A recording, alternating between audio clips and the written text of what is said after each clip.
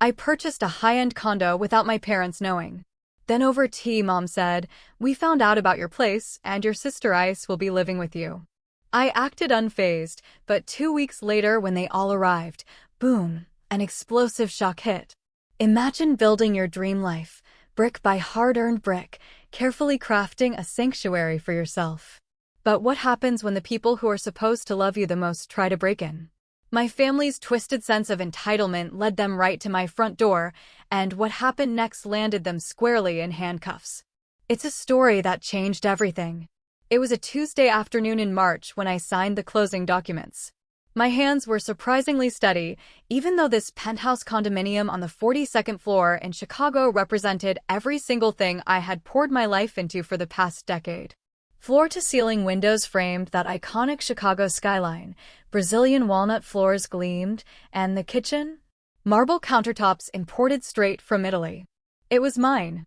Paid in full. And I hadn't told a soul. Not my parents, not my younger sister, absolutely no one. Keeping it a secret felt less like a choice and more like an instinct, a deep, protective urge. I was 33, and I'd earned every single dollar that bought that view. My career in pharmaceutical sales had been a relentless climb from an entry-level rep to regional director. Countless 14-hour days, weekends lost to conferences, late-night strategy sessions. That was my reality. While others relied on charm, I built my success on meticulous research, genuine relationships with physicians, and an encyclopedic knowledge of our products. My silence about the purchase wasn't born out of malice. It came from years of navigating my family's unique dynamics. Growing up, my parents celebrated every minor achievement my sister, Bethany, managed, while my own accomplishments were met with casual, almost obligatory acknowledgement. I remember graduating college with honors, and my mother spent the entire celebratory dinner talking about how Bethany had finally passed her driving test on her 4th attempt. When I got my first promotion, my father casually suggested I help Bethany get an interview at my company because she was struggling. Bethany was 29 now, still living in my parents' basement, still waiting for opportunities to just materialize without any effort on her part. She'd bounced between 3 colleges, never finishing a degree, drifted through a string of retail jobs, and mostly focused on her social media presence, which, frankly, generated more envy than income. My parents, bless their hearts, funded her lifestyle with a generosity they'd never once extended to me: car insurance, credit card bills, even her gym membership. I moved into the condo on a Saturday.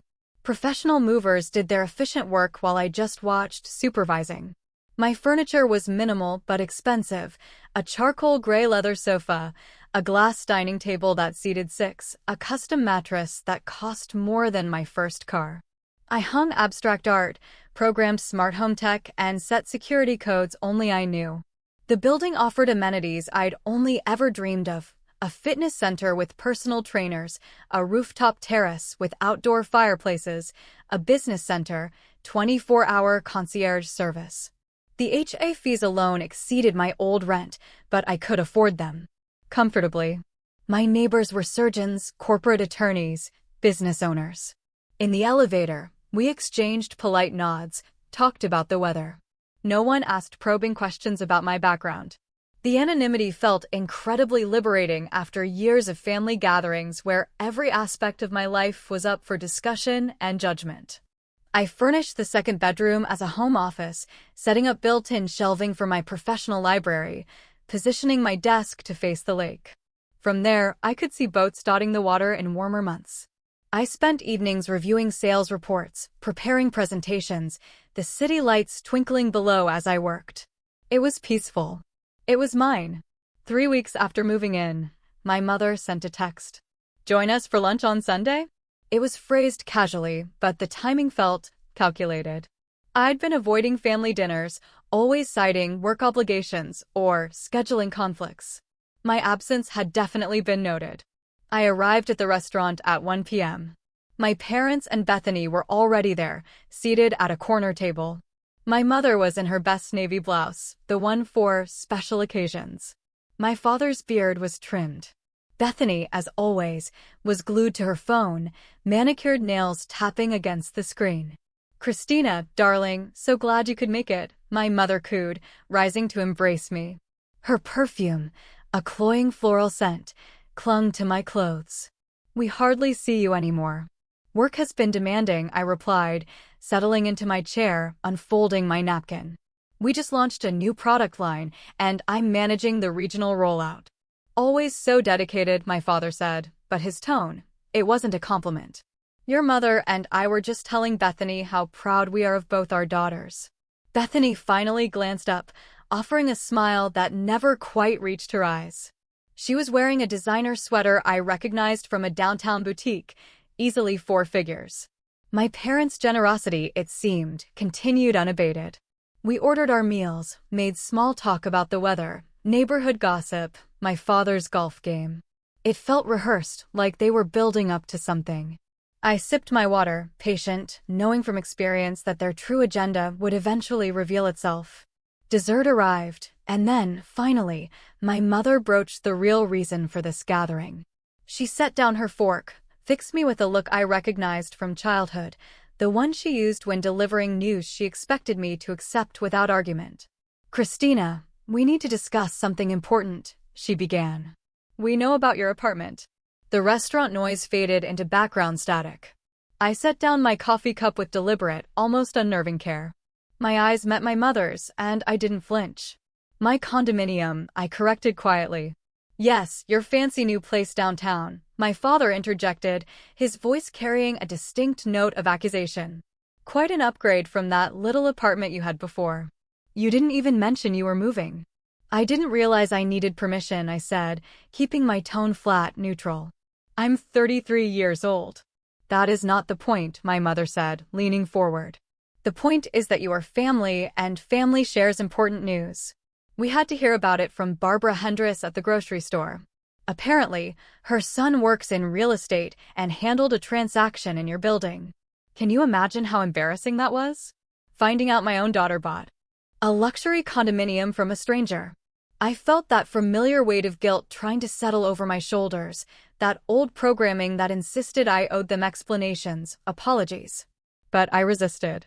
I straightened my spine, maintained eye contact. I wanted privacy regarding my personal decisions. "Privacy," Bethany muttered, still absorbed in her phone.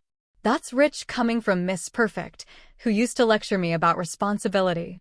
"Bethany," my mother snapped, though the reprimand lacked any real force. She turned back to me, her expression softening into what she probably imagined was maternal concern. "Darling, we're not upset that you bought a place. We're thrilled you're doing so well. But we think it's time you gave back to the family, helped out your sister who hasn't had the same advantages you have had." The absurdity of that statement hung in the air, thick and suffocating. Bethany and I grew up in the same house, went to the same schools, received the same opportunities. The difference? I worked multiple jobs through college while she partied her freshman year away before dropping out. I started my career at the bottom. She waited for a high-paying position to materialize without effort. "What exactly are you suggesting?" I asked, though I already knew. The pattern was too familiar to mistake. My father cleared his throat, adopting his boardroom voice, even though he'd been retired from middle management for 5 years. "Your mother and I have been discussing Bethy's living situation. She's ready to be independent, to move out on her own. But rent in the city is astronomical, and she's still building her career as an influencer." "Influencer," I repeated, unable to keep the skepticism from my voice. Bethany's social media following consisted largely of other aspiring influencers and bots. Her engagement rates were underwhelming, despite the hours she poured into curating her image. "Yes," my mother said firmly. "She has nearly 10,000 followers now, and brands are starting to notice her. She just needs the right environment to grow her platform. And you have that beautiful second bedroom that's just sitting empty." The pieces fell into place with sickening clarity. They wanted Bethany to move into my condominium. Not to visit, not temporarily. To live there, rent-free, while I supported her continued avoidance of actual employment. "The second bedroom is my office," I stated. "You can work from the dining table," my mother said, waving her hand dismissively. or from your bedroom. You always were adaptable. And this would just be until Bethany gets on her feet, my father added. 6 months, maybe a year. Just until her influencer income becomes more substantial. I looked at Bethany. She had finally set down her phone and was watching me with an expression of pure, entitled expectation. She hadn't asked me herself. Hadn't even pretended to be grateful for this proposed arrangement. She simply assumed I would comply, because I always had before. Always accommodated. Always made room for her needs at the expense of my own. No, I said simply. My mother blinked. I'm sorry. No, I repeated, enunciating clearly. Bethany is not moving into my condominium. Christina, don't be selfish, my father began, his face reddening. Family helps family. You have more than enough space and money. Your sister needs support. Bethany needs to support herself, I said, standing and reaching for my purse. She's 29 years old. She's had more than enough time to figure out her life. How dare you? My mother hissed, her composure finally cracking. After everything we've done for you, after we raised you and loved you, this is how you repay us? By abandoning your sister when she needs you. Other diners were beginning to stare, but I no longer cared. Years of swallowed frustration rose in my throat, demanding to be voiced. You raised us both. You loved us both. The difference is that you expected me to earn everything while handing Bethany whatever she wanted. I put myself through college.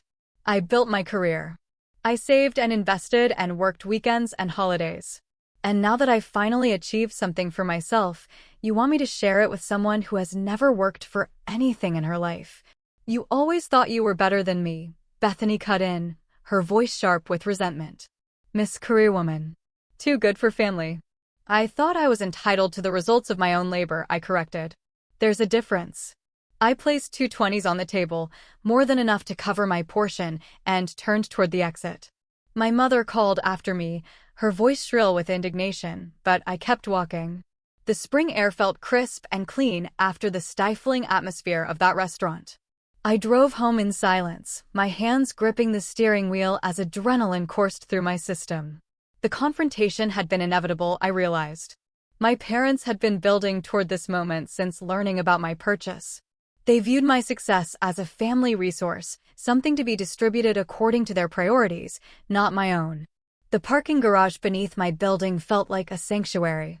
I pulled into my assigned space, took the elevator to the 42nd floor, appreciating the smooth ascent and the quiet elegance of the brass fixtures and mirrored walls. This was mine. I had earned it. And I would not apologize for refusing to subsidize my sister's perpetual adolescence.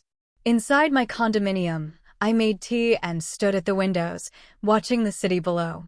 The afternoon sun cast long shadows across the buildings, and somewhere down there, my family was probably still at the restaurant, dissecting my refusal, planning their next move. I knew my parents well enough to understand that one rejection would not end this. My phone buzzed with incoming messages. My mother, my father, even Bethany. All expressing varying degrees of disappointment, anger, wounded feelings. I read them once, then muted the conversation thread. Their words followed a predictable pattern.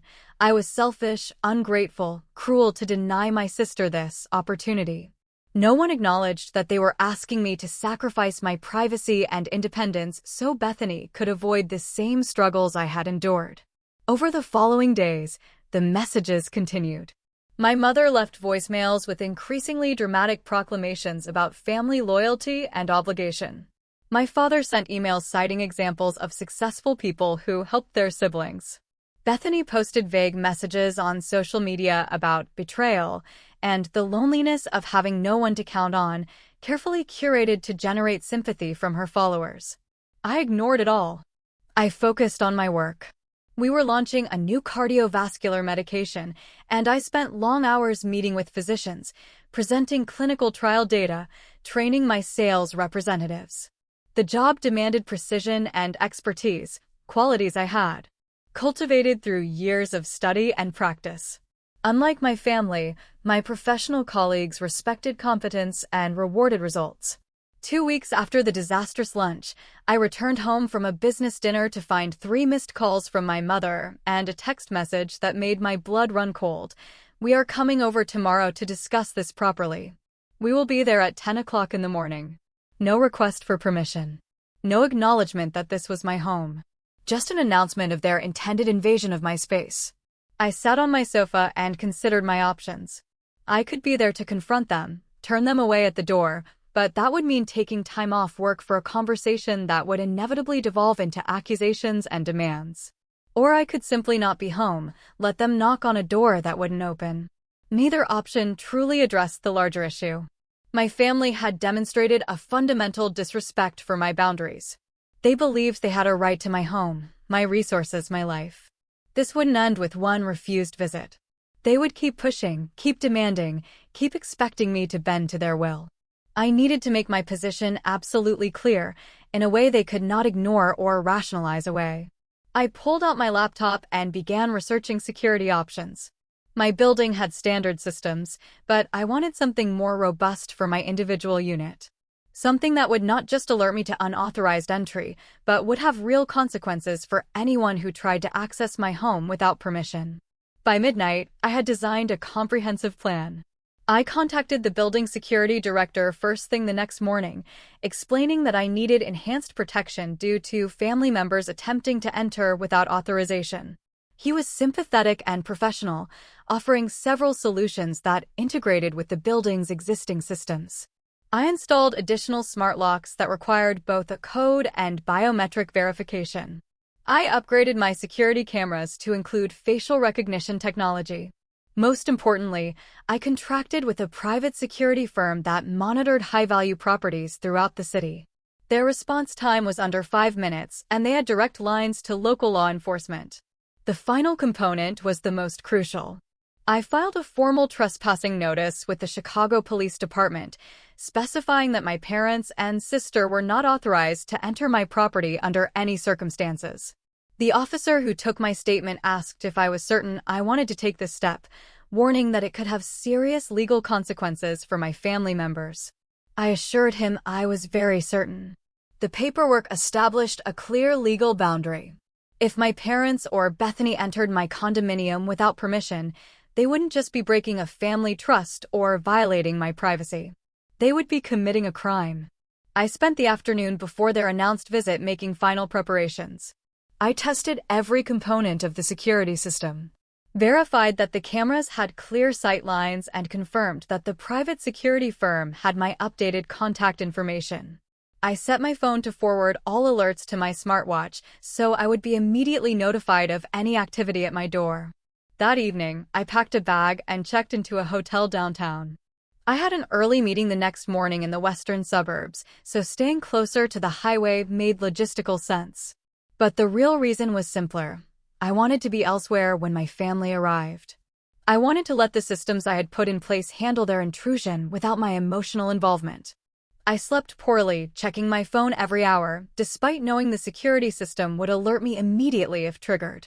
At 7 a.m., I showered and dressed in my best suit, a charcoal gray ensemble that projected authority and competence. I applied my makeup carefully and styled my hair, preparing myself for the day ahead. My meeting was scheduled for 9, which meant I would be in a conference room presenting clinical data when my family arrived at my building. The timing felt appropriate, somehow a physical manifestation of my priorities. While they focused on entitlement and taking shortcuts, I would be doing what I had always done, working. The presentation went well. I stood before 12 physicians and hospital administrators, discussing efficacy rates and safety profiles with the confidence that came from thorough preparation. My slides were crisp, my delivery polished, and I fielded questions with ease. This was the world I had built for myself, one where merit mattered and results spoke louder than family connections. At 10:15, my smartwatch vibrated with an alert. I glanced down discreetly, my heart rate accelerating as I read the notification. Motion detected at front door. Multiple individuals attempting entry. I continued my presentation without missing a beat. Years of professional discipline overrode my personal anxiety. I showed the next slide, explained the medication's mechanism of action, and discussed potential applications in high-risk patient populations. All while my watch continued to pulse with updates. Unsuccessful entry attempt. Alarm triggered. Security notified. The meeting concluded at 11 o'clock, and I excused myself to the restroom before checking my phone properly. The security system had captured everything. Multiple cameras had recorded my family's arrival, their attempts to enter, using the doorbell, then their escalating frustration when I didn't answer. The footage showed my mother pressing the doorbell repeatedly, her face tight with irritation. My father stood beside her, arms crossed, checking his watch. Bethany leaned against the wall, scrolling through her phone with obvious boredom. After 5 minutes of unanswered rings, my mother retrieved something from her purse. The camera angle captured it clearly. A key. Not just any key, but one that looked professionally cut, probably copied from a master key they imagined I would have left at their house during some previous visit. I watched in fascinated horror as my mother inserted the key into the lock. The smart system rejected it immediately, flashing red. She tried again, jiggling the key, pushing against the door. Nothing. This is ridiculous. My father's voice came through clearly on the audio. She gave us a fake key or changed the locks, my mother replied, her voice sharp. Which is exactly the kind of secretive behavior we should have expected. I had never given them a key. The realization settled over me like ice water. They had obtained one somehow, probably through deception or by copying a key they thought belonged to my previous apartment. The violation felt profound. The footage continued. My father tried the key himself, then pulled out his wallet and attempted to slide a credit card between the door and frame, a technique that might have worked on a standard lock, but had no effect on my upgraded security system. Throughout this, Bethany remained engrossed in her phone, occasionally sighing with impatience. Just call her, Bethany said finally. This is stupid. We are not calling, my mother snapped. She knows we're coming. She's probably hiding inside, being petty. Or she's at work, like a normal person, Bethany muttered, but my mother ignored her. The next part of the footage showed my father examining the door frame, running his fingers along the edges, clearly looking for weaknesses. He tried forcing the door, putting his shoulder against it and pushing. The reinforced frame did not budge. This is absurd, my mother said, her voice rising. We are her parents. We have a right to be here. I don't think that's how property ownership works, Bethany observed, finally looking up from her phone. You be quiet, my mother said. This is for your benefit. What happened next unfolded with a surreal quality. My father pulled out his phone and made a call. Within minutes, a man in work clothes appeared, carrying a toolkit. The camera captured him clearly, and I recognized him from family gatherings as Dennis, my father's friend, who worked as a locksmith. They were attempting to have my locks changed in broad daylight at a door that was not theirs. Dennis examined the lock and shook his head. This is a high-security system, integrated with the building. I can't just override it, and legally, I shouldn't be here without the owner's authorization. She's our daughter, my mother insisted. We have authorization. Do you have it in writing? Dennis asked, looking uncomfortable. We don't need it in writing, my father insisted. This is a family matter. Dennis backed away, shaking his head. I can't help you. This could get me in serious trouble. He left, and my parents stood in the hallway, looking increasingly frustrated. The building security guard appeared next. Howard. A professional man whom I had always found courteous and efficient. Excuse me, Howard said politely. Is there a problem here? We are trying to access our daughter's apartment, my mother explained, adopting her most charming tone. She's expecting us, but she seems to have had issues with her locks. Miss Christina did not mention any scheduled visitors, Howard said, and she has explicitly instructed us not to allow anyone into her unit without her direct authorization. That is preposterous, my father said. We are her family. I understand, sir, but I have my instructions, Howard replied, his voice remaining calm but firm. This is private property, and you are not authorized guests. If you do not leave voluntarily, I will need to call the police. I watched my mother's face transform. Shock gave way to indignation, and then to something uglier. You would have your own mother arrested? What kind of person have you become? She wasn't speaking to Howard, but to the camera, as though she knew I was watching. Perhaps she did. Perhaps she understood on some level that I had prepared for exactly this scenario. I am giving you one final warning, Howard said. Please leave now or I will be forced to take further action. My father grabbed my mother's arm, trying to pull her toward the elevator. But my mother wrenched free and did something I had not anticipated. She began pounding on my door with both fists, shouting my name, demanding that I let them in. Christina, open this door right now. This is your mother. You cannot treat us this way. Bethany stepped back, embarrassment finally overtaking her usual indifference. Mom, stop. This is crazy. But my mother was beyond reason, pounding and shouting, her voice echoing through the hallway. Other residents began opening their doors, drawn by the commotion. I recognized several faces, people I had nodded to in the elevator, who were now witnessing my family's complete loss of control. Howard pulled out his radio and spoke into it quietly. Within 2 minutes, 2 more security guards appeared, followed shortly by 2 Chicago police officers. The police officers were professional and calm, their presence immediately changing the energy in the hallway. My mother fell silent mid-shout, her face flushing as she registered the uniforms. What seems to be the problem here? The first officer asked. A woman in her 40s with sharp eyes and an air of patient authority. Howard explained the situation concisely. These individuals have been attempting to gain unauthorized entry to one of our units. The owner has explicit instructions that they are not to be admitted. When asked to leave, they refused and became disruptive. We are her parents, my mother said, her voice shaking with a mixture of anger and something that might have been fear. She's being unreasonable. We just want to talk to her. Is the owner present? The officer asked Howard. No, ma'am. She is at work. The officer turned to my parents. Do you have written permission to be here? We don't need permission, my father said, but his bluster had diminished. She's our daughter. That is not how property law works, sir, the officer replied. Do you live at this address? No, but then you are trespassing, she said simply. The property owner has the right to determine who enters her home. If she has denied you access, you need to respect that. This is insane, my mother said, looking at the gathered neighbors as if seeking allies. Can you believe this? A daughter locking out her own family. No one spoke. The other residents watched with expressions ranging from discomfort to disapproval, but that disapproval seemed directed at my family, rather than at me. The second officer, younger and built like someone who spent significant time in the gym, checked something on his phone.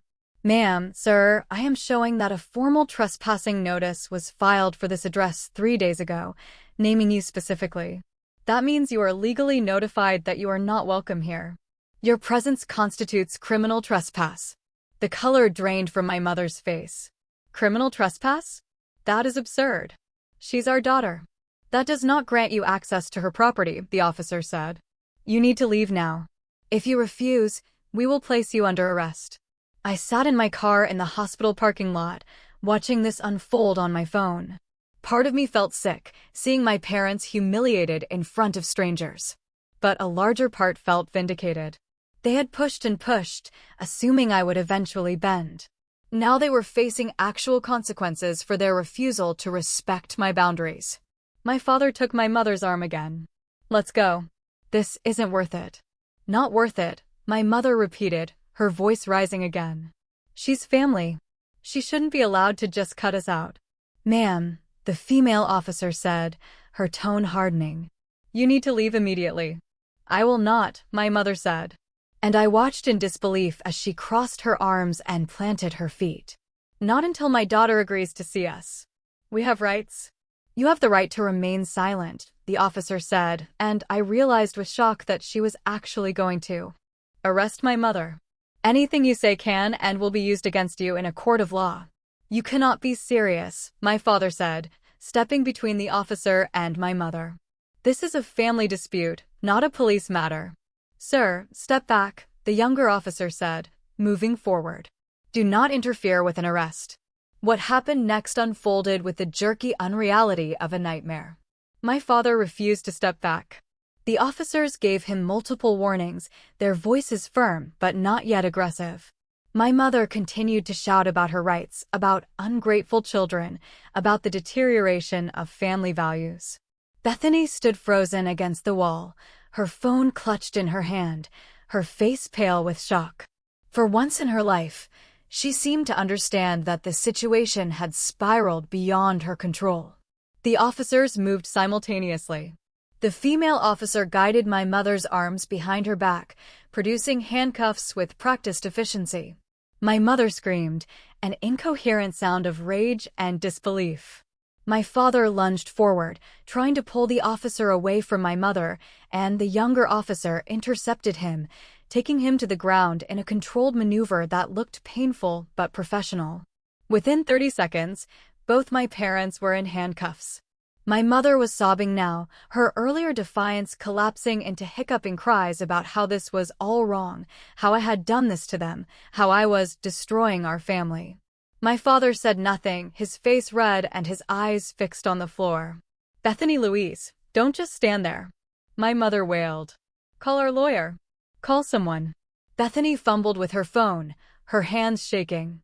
"I don't know who to call, Mom. We don't have a lawyer." "Then call your sister. Make her stop this." The irony would have been funny if it weren't so tragic. Even now, handcuffed and being arrested for trespassing, my mother expected me to solve the problem, to make everything go away, to sacrifice myself for the family's comfort. The officers led my parents toward the elevator. Howard held the door open, his face carefully neutral. I could see several of my neighbors watching from their doorways, witnesses to the complete implosion of my family's attempt to invade my home. Before the elevator doors closed, my mother looked directly at the camera, as though she could see through it to wherever I was watching. "I hope you're happy, Christina," she said, her voice raw. "I hope this is what you wanted, because you have just destroyed your family." The doors closed on her words, and the hallway fell silent. Bethany remained standing against the wall, her face streaked with tears. Howard approached her gently. "Miss, you need to leave as well." "I know," Bethany said quietly. "I just need a minute." She wiped her face with her sleeve, a gesture so uncharacteristically childlike that I felt an unwelcome pang of sympathy. Then she looked up at the camera, and when she spoke, her voice was clearer than I had ever heard it. "I didn't want this," she said. "Any of it. I just wanted to live my life, but they kept pushing you and you kept giving in. And I guess they thought that would never stop. I guess we all thought that."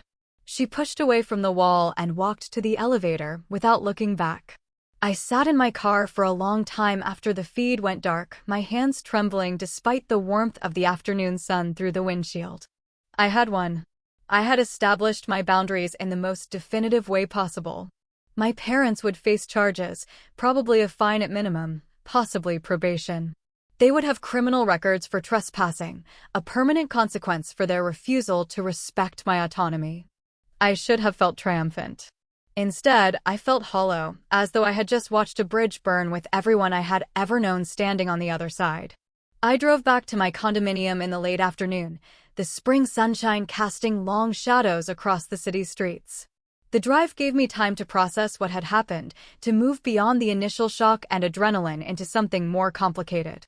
The security system had worked exactly as designed. My boundaries had held. The consequences I had warned about had materialized precisely as I had intended. The parking garage felt different now, knowing what had occurred upstairs just hours earlier. I took the elevator to the 42nd floor, half expecting to find some remnant of the confrontation. But the hallway was pristine. The building staff had cleaned away any evidence of the morning's chaos. Inside my condominium, everything was exactly as I had left it. The windows framed the city skyline in golden afternoon light. My furniture stood undisturbed. The sanctuary I had worked so hard to create remained inviolate. I sat down my briefcase and pulled up the full security footage on my television, watching the entire sequence from beginning to end. The camera angles captured every moment: my parents' arrival, their progressively more aggressive attempts to enter, the appearance of the locksmith, Howard's professional intervention, and finally, the police. What struck me most was not my mother's breakdown or my father's physical intervention or even the arrests themselves. It was Bethy's face in those final moments before she left. She had looked tired, I realized. Not just physically tired, but existentially weary, as though she had been playing a role for so long that she had forgotten how to stop. My phone had been buzzing throughout the afternoon. Messages and calls from extended family members who had heard about the arrests. Apparently, my parents had immediately begun calling relatives from the police station, spinning a narrative in which they were the victims of my cruelty and unreasonableness. Aunt Patricia, asterisk, I can't believe you had your own parents arrested. What has gotten into you? Asterisk, Uncle James. Asterisk, your mother is devastated. She raised you better than this. Asterisk, Cousin Melissa. Asterisk, family is everything. How could you? Asterisk, I read through them all, recognizing the pattern.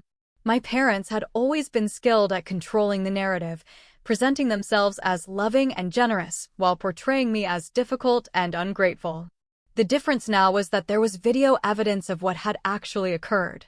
Documentation that could not be explained away or reinterpreted through convenient lies. I drafted a single message and sent it to every family member who had contacted me. I purchased a condominium with money I earned. I did not invite anyone to move in with me.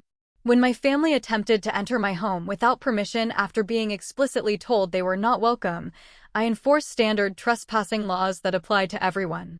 If you would like to see the security footage of them attempting to break in and then refusing to leave when asked by both building security and police, I am happy to share it.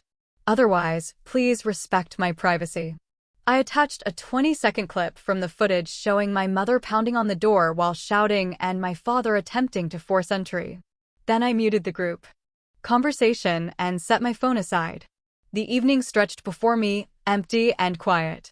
I made dinner, a simple pasta dish with fresh vegetables, and ate standing at the counter while the city lights began twinkling on below. This was supposed to be my victory. The moment when I finally established my independence and freedom from family dysfunction. So why did it feel so much like loss? The answer came to me as I was rinsing my plate. It felt like loss because it was loss. I had lost the fantasy that my family might someday see me as I actually was, might recognize my worth without trying to extract value from it. I had lost the hope that my parents might eventually treat me and Bethany with equal respect, might stop enabling her while demanding more from me. Those losses hurt, but they were losses of illusions, not of anything real. The relationships I had mourned had never actually existed except in my imagination and desperate hope. My phone rang and I glanced at the screen. Bethany. I hesitated, then answered. Christina. Her voice was small, uncertain, in a way I had rarely heard. I'm here. They're being charged with criminal trespass. Dad, too, because he tried to stop the cops from arresting Mom. Their court date is in 3 weeks. I know. Silence stretched between us. I could hear her breathing. Could almost see her sitting somewhere in my parents' house, surrounded by the remnants of a childhood neither of us could return to. Why did you do it? She asked finally. Why not just talk to them? Tell them no again. I did tell them no, I said quietly. At lunch. Clearly and definitively. They chose not to accept that answer. They chose to show up at my home uninvited. They chose to attempt to break in when I wasn't there. They chose to refuse to leave when asked by building security and police. Every step of this was their choice.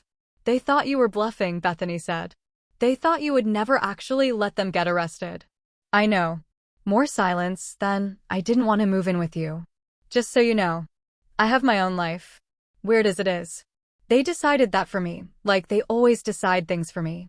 Like I'm still 12 and can't make my own choices. This surprised me. Then why did you go along with it? Because fighting them is exhausting, she said simply. You know that. You fought them your whole life. I just gave up and let them run things. It was easier. How did that work out for you? She laughed. A sound without humor. I'm 29 years old, living in my parents' basement with no degree and no real job prospects. So, not great. I guess you could change that. Maybe, she said. Maybe not. But at least now I know where you stand. No more wondering if you might cave if they push hard enough. No, I agreed. No more wondering. For what it's worth, Bethany said, her voice going even quieter. I don't think you did the wrong thing. I think you did what you needed to do. I just wish it didn't come to this. Me too. I should go. Mom is calling me from the other room. She wants me to convince you to drop the charges. That's not how criminal charges work. The state is prosecuting. I can't drop anything. I'll tell her that. She probably won't listen. Bethany paused. Take care of yourself, Christina. You too, Bethany. The line went dead and I was alone again in my beautiful condominium, surrounded by everything I had worked for and sacrificed to achieve. The city sprawled below me. Millions of people living their lives, navigating their own complicated relationships with family and autonomy, and the impossible balance between loyalty and self-preservation. The next 3 weeks passed with surreal normalcy. I went to work, attended meetings, met with clients, and managed my sales team as though nothing had changed. But everything had changed. The absence of my family's constant demands created space I had forgotten could exist. Room to breathe and think without the perpetual weight of their expectations. The extended family's response evolved from initial outrage to grudging silence as more people watched the security footage I had shared.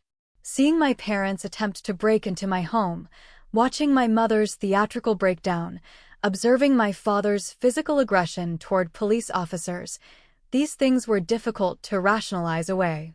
The narrative my parents had constructed of a cruel daughter punishing her loving family crumbled under the weight of visual evidence. My Aunt Patricia called to apologize. I shouldn't have jumped to conclusions, she said. Your mother made it sound like you had them arrested for just showing up.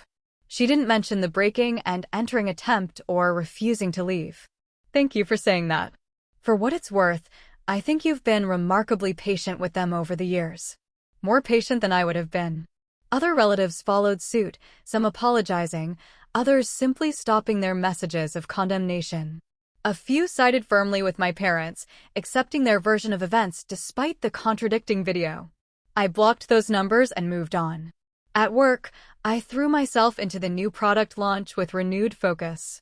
Without the constant drain of family drama, I found I had energy for strategic thinking, for mentoring younger sales representatives, for building partnerships with medical practices across my region. My supervisor noticed the increased productivity and mentioned that I was being considered for a promotion to senior director, a position that would include a substantial salary increase and equity in the company. I met with my financial advisor to discuss investment strategies. The condominium had been an excellent purchase, already appreciating beyond my projections. We talked about diversifying my portfolio, about long-term wealth building, about the power of compound growth over decades. For the first time in my adult life, I was planning my financial future without factoring in potential demands from family members. 3 days before the court date, my mother called. I almost didn't answer, but curiosity won out. Christina. Her voice was subdued, lacking its usual commanding tone. We need to talk. I'm listening. The lawyer says we're going to be convicted. Criminal trespass is apparently very straightforward, especially with video evidence and the police reports. He says the best we can hope for is a fine and probation, but it will be on our permanent record. That sounds accurate. This will ruin us, she said. And for the first time, I heard genuine fear in her voice. Your father volunteers at the community center. They do background checks. He'll lose that. And I'll lose my position on the library board. We'll be criminals. You committed a crime, I said simply. This is the consequence. But it was just about family, she protested. We weren't trying to rob you or hurt anyone. We just wanted to talk to you. By breaking into my home. By refusing to leave when asked by security and police. By attacking an officer who was trying to arrest you. Your father did not attack anyone. He was trying to protect me. He physically grabbed a police officer who was performing a lawful arrest. That is assault on an officer. He's lucky they're not charging him with that as well. Silence. Then, in a voice so quiet I almost didn't hear it, what do you want from us? The question hung between us, heavy with implications. What did I want? An apology would be meaningless, just words designed to manipulate me into making this problem disappear. A promise to respect my boundaries would be equally hollow, forgotten as soon as they faced another inconvenience. I want you to accept responsibility for your choices, I said. I want you to stop expecting me to sacrifice myself for Bethy's comfort. I want you to understand that I am not a family resource to be allocated according to your priorities. We are your parents, she said. We gave you everything. You gave me the same things you gave Bethany. The difference is that you expected me to be grateful and compliant, while allowing her to be entitled and independent. You created this dynamic, not me. So you'll just let us be convicted? Let us have criminal records, destroy our reputations in the community. I filed a police report because you committed a crime. What happens next is between you and the legal system. She made a sound that might have been a sob or a laugh. You have become so cold. So hard. This is not the daughter I raised. You're right, I agreed. The daughter you raised would have given in. Let Bethany move in. Sacrificed her own peace and privacy to avoid conflict. That daughter died somewhere around the 43rd time she accommodated your demands at her own expense. What you have now is a woman who knows her worth and defends her boundaries. If you find that cold, perhaps you should examine why you preferred the alternative. I ended the call before she could respond. The court hearing took place on a Thursday morning. I didn't attend, having no legal obligation or personal desire to watch the proceedings. Instead, I learned about it secondhand through a text from Bethany, guilty on all counts. Mom and Dad got 6 months probation, $500 fine each, and mandatory community service. They're devastated. I read the message in my office, sitting at my desk with spreadsheets open on my monitor and a cup of coffee growing cold beside my keyboard. I felt no satisfaction in their conviction, but no guilt either. The legal system had functioned exactly as designed, applying standard consequences to standard crimes. Bethany sent a follow-up message. They want to know if you'll talk to them now. I considered this. Part of me wanted to maintain complete separation, to build my life without any connection to people who had demonstrated such fundamental disrespect for my autonomy. But another part recognized that complete estrangement would be its own kind of prison, requiring constant vigilance to maintain. I called Bethany instead of texting back. Hey, what do they want to talk about? I asked. I think they want to apologize. Really apologize, not just say words to manipulate you. The lawyer was pretty brutal in explaining how badly they messed up, and I think it actually got through. Or they want me to help them avoid the consequences somehow. Maybe, Bethany admitted, but I don't think so. They looked really shaken at the courthouse, like they finally understood this is real. I thought about it, weighing my options. Tell them I will meet them in a public place, with you present. 1 hour, 1 conversation. If they try to guilt-trip me or make demands, I will leave immediately. Fair enough. I'll tell them. We met 4 days later at a coffee shop near the Botanical Gardens. Neutral territory where none of us had personal history. I arrived early and chose a table near the back, positioning myself where I could see the entrance. Old habits from years of managing difficult family interactions. My parents arrived together, and I was struck by how diminished they looked. My father had aged noticeably, new lines around his eyes, a stoop to his shoulders.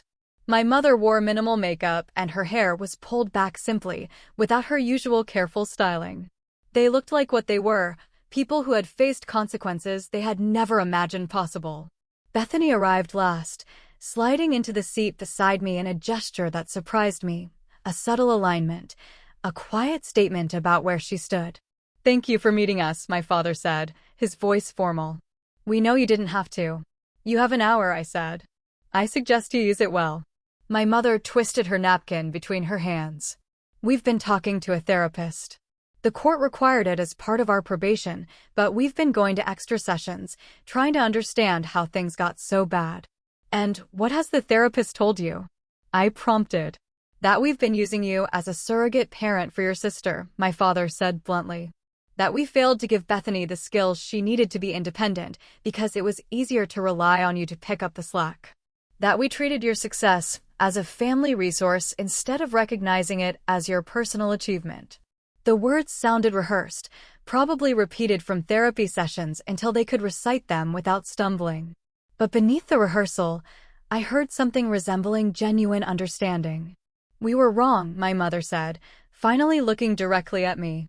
Wrong to expect you to let Bethany move in. Wrong to try to break into your home. Wrong to refuse to leave when asked.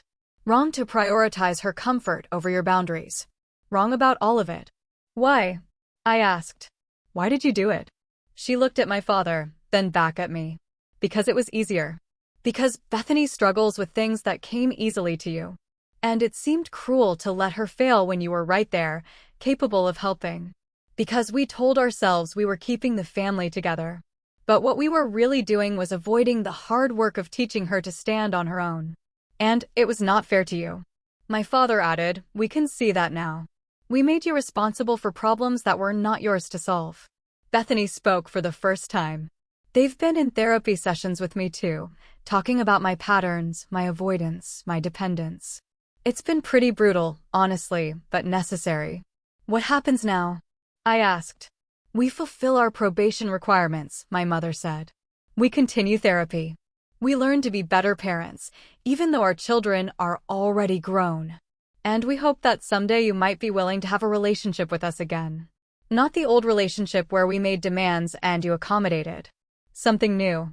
Something healthier, where we respect your boundaries and appreciate you for who you are. I sat back in my chair, processing this. They looked sincere. They sounded sincere. But words were easy. Change was hard. I need time, I said finally. Time to see if this is real or just a performance to get back into my good graces. That's fair, my father said. We understand. 6 months passed before I agreed to another meeting. During that time, I watched from a distance as my parents followed through on their commitments. My father completed his community service at a food bank, logging twice the required hours. My mother attended therapy every week and began volunteering at a women's shelter, working with residents on job skills and financial literacy. Bethany moved out of my parents' basement and into a modest apartment with a roommate. She got a job as an administrative assistant at a marketing firm, entry-level work that paid little but provided structure and experience. Her social media presence became less curated, more authentic, showing her actual life instead of an aspirational fantasy. She was building something real, finally, even if it was small and imperfect. When I finally agreed to dinner with my parents, it was at a restaurant of my choosing at a time convenient for my schedule. These details mattered. They demonstrated that the power dynamic had shifted, that my needs would be centered in our interactions going forward. The evening was awkward, but genuine. My parents asked about my work, my life, my interests, and actually listened to the answers. They shared updates about their own lives without making demands or dropping hints about how I could help. When my father mentioned that Bethany was struggling with her car payment, my mother immediately changed the subject, a conscious course correction that I recognized and appreciated. "We are proud of you," my mother said as dessert arrived. "We should have been saying that all along, without qualifications or comparisons. Just proud of who you are and what you have built." "Thank you," I said simply. We didn't become a close family overnight. Healing from years of dysfunction required more than a few dinners and therapy sessions. But we established something workable. A relationship based on mutual respect rather than obligation and guilt. I saw my parents every few months, met them for lunch or dinner, maintained cordial contact. Bethany and I developed our own relationship, separate from our parents. Occasional coffee dates where we talked about our lives without the weight of old resentments. I never invited any of them to my condominium. That space remained mine alone. A sanctuary I had fought to protect. They never asked to visit, understanding that some boundaries were permanent. My career continued to flourish. I received the promotion to senior director, then advanced again to vice president of the Midwest region. I bought a small vacation property in Wisconsin, a lake house where I spent summer weekends reading and kayaking. I dated occasionally, but never seriously, content with the life I had built. The story of my family's arrest spread through our extended family and social circle. A cautionary tale about boundaries and consequences. Some people saw me as cold and unforgiving. Others recognized me as someone who had finally valued herself enough to demand respect.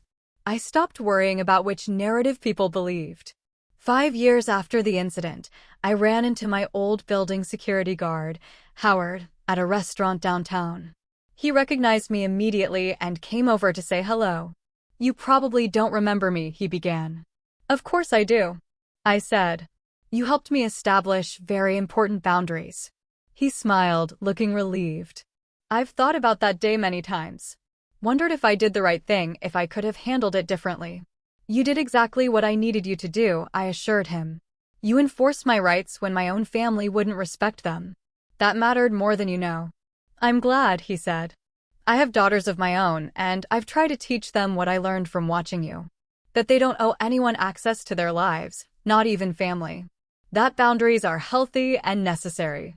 After he left, I sat with my drink and thought about the woman I had been 5 years ago, standing in that restaurant with my family, demanding I sacrifice my home and privacy. That woman had been afraid, uncertain whether she had the right to protect what she had earned. The woman I was now had no such doubts. The arrests and convictions had consequences that extended far beyond the legal penalties.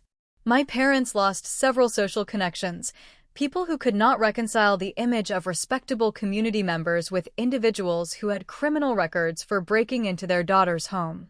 My father eventually resigned from his volunteer position, not because they asked him to, but because he felt the weight of judgment every time he showed up. My mother stepped down from the library board for similar reasons. They moved to a smaller house in a different neighborhood, a fresh start where fewer people knew their story. The shame followed them anyway, as it should. They had violated fundamental principles of respect and consent, and those violations came with social costs that no amount of therapy could completely erase. As for me, I stood at my floor-to-ceiling windows 5 years later, watching the Chicago skyline glitter in the evening light, and felt only peace. The price of protecting myself had been high, but the cost of continuing to sacrifice my own well-being would have been higher. Sometimes revenge isn't about elaborate schemes or dramatic confrontations. Sometimes it's simply about refusing to accept less than you deserved, about enforcing boundaries, even when everyone insisted you were wrong to have them. My family had learned that I meant what I said, that my no was final, and that lesson had been worth every uncomfortable moment. So, tell me, what would you have done if your family tried to take over the life you built? Have you ever had to draw a hard line with the people you love? Share your thoughts in the comments below. I really want to know what you think.